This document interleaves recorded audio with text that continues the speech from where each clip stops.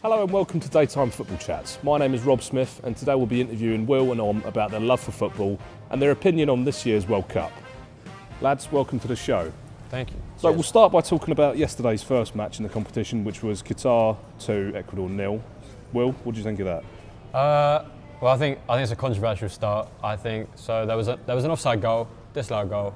In the first 5 minutes. In the first 5 minutes, which was a terrible call. Dreadful. Not a great start from the officials. I don't know how they came to that decision. I think it was a terrible call, but overall Ecuador won.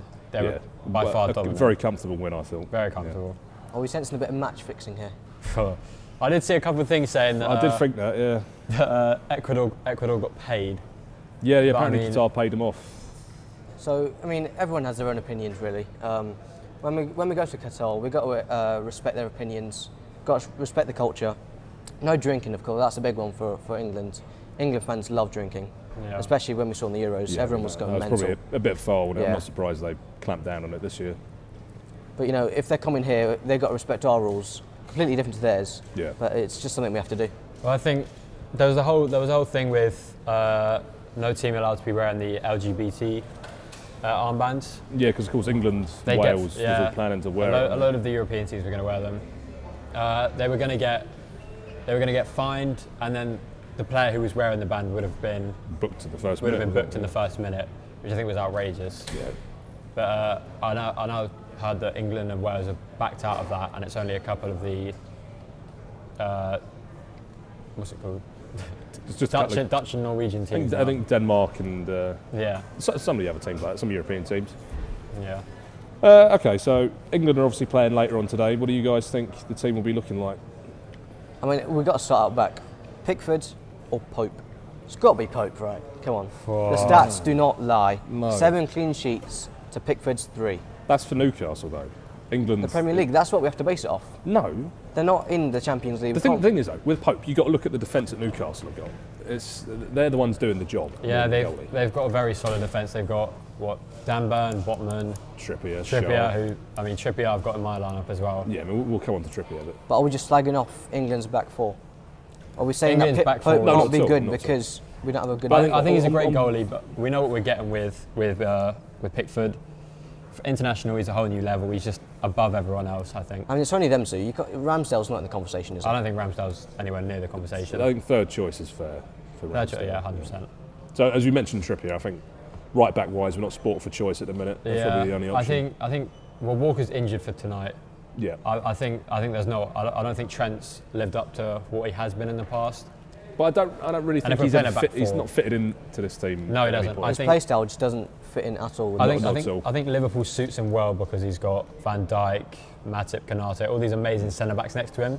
Whereas England, got the likes of he's got a lot more freedom in Liverpool, hasn't he? Yeah.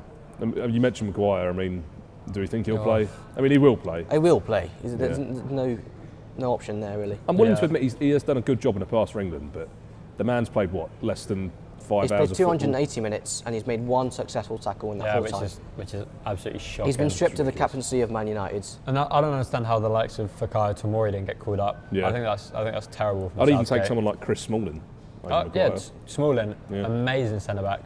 I just don't get how the likes of Cody, Dyer, Maguire all got in over these two. I mean, I've got to mention Tyrone Mings here because I think he's a class centre back for England. Left-footed, he's got the height. I think he could do a good job.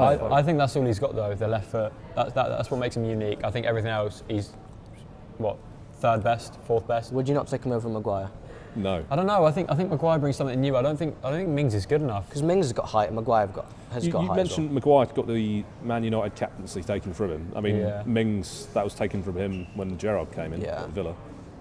But he's not done a great job, has he, Gerrard? No, but I also think but that's why he's gone. Maguire's also got the link up with Shaw, who I've also got as my left back. He's the only option, isn't he? Shaw's your only option there. Yeah. I mean, Chilwell got injured. So I probably would have put him in. Trippier's also an option, but with Walker being out, I don't think when Walker comes back, I wouldn't be right against seeing Walker play right and Trippier left. Yeah. If we had to, but I think Trippier works better on the right. So Luke Shaw. Oh, yeah. But we can't be sad about Shaw because his performance at the Euros. He scored that goal. Yeah, exactly. He scored in the finals, and he's proved himself for England as well, which I think is key. He's been a lot better for you this season. 100%, and he's proved it at an international level.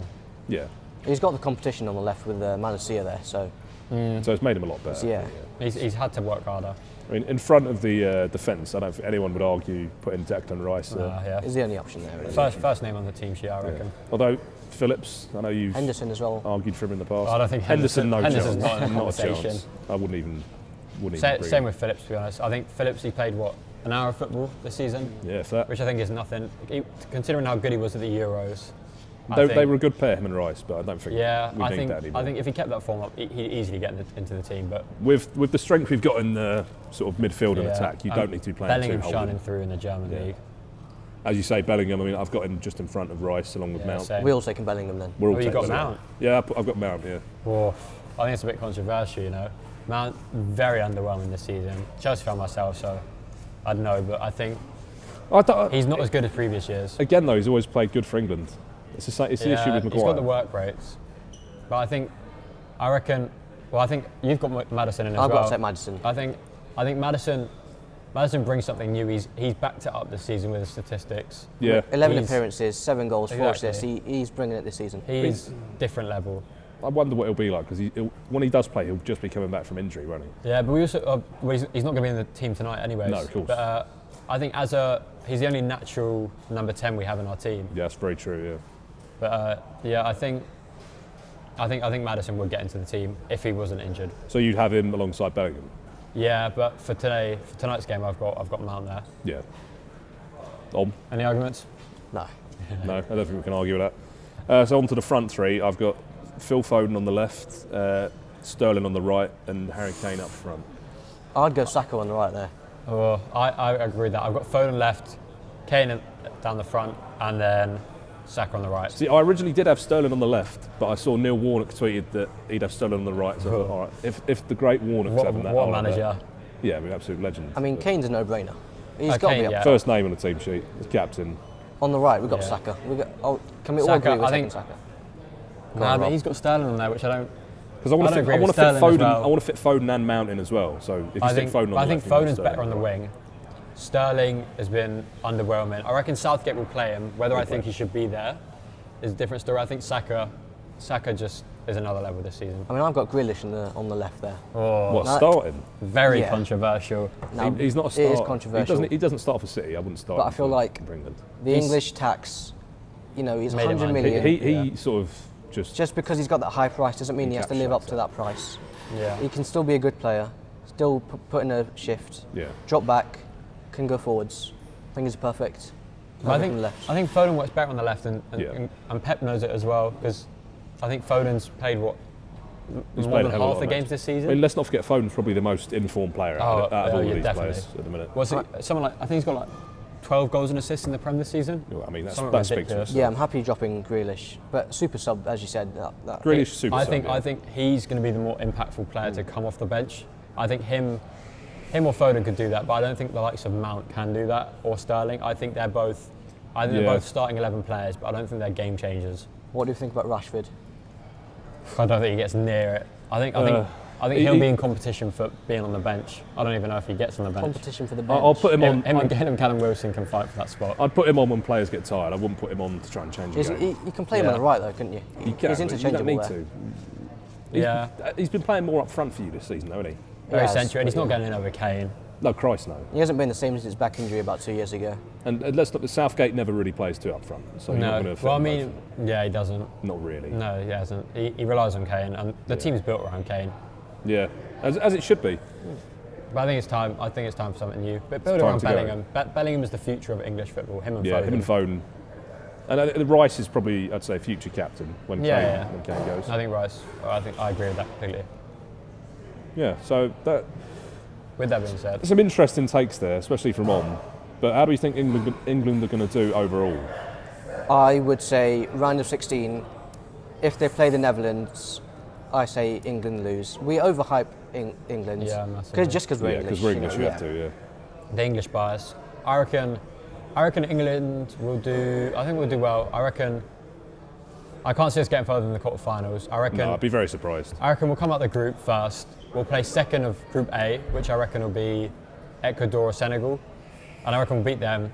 And then I reckon we'll come up against one of the favourites, whether that's Argentina or Portugal or someone, and I reckon we're just going. I've got a funny feeling that we'll be out in the round of 16.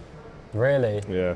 Pretty early we'll on. see how we do Well, to be fair, in the group. in the last Euros, the last World Cup, we've had a very easy run. I think easier than any run. Oh, we've the had Euros before.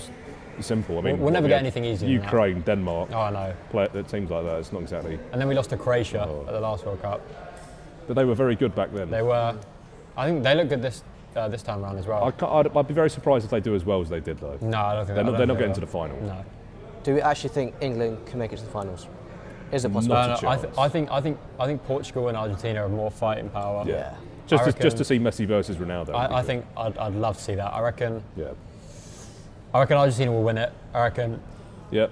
Messi would do it. He'll win the World Cup for Argentina Then retire. and retire from international. No, I'm not And having that. Ronaldo will be going on. I'm Ronaldo- not having that. Ronaldo he will can't score even in get the in the United 92nd team. minute penalty. Oh, Come on. don't know I about don't that. think so. I Why don't not? think so. I don't rate Ronaldo. Ronaldo like that. Not after how he's been Ronaldo lately. is the GOAT. Come on. Yeah, his attitude stinks this season. So, just one final thing. Who will win? Argentina. Argentina? Portugal. Portugal. Well, cheers, lads, for joining us. That's all we've got time for today. So join us again next week for another interesting conversations. But for now, I've been your host, Rob Smith, and you've been watching Daytime Football Chats. Goodbye.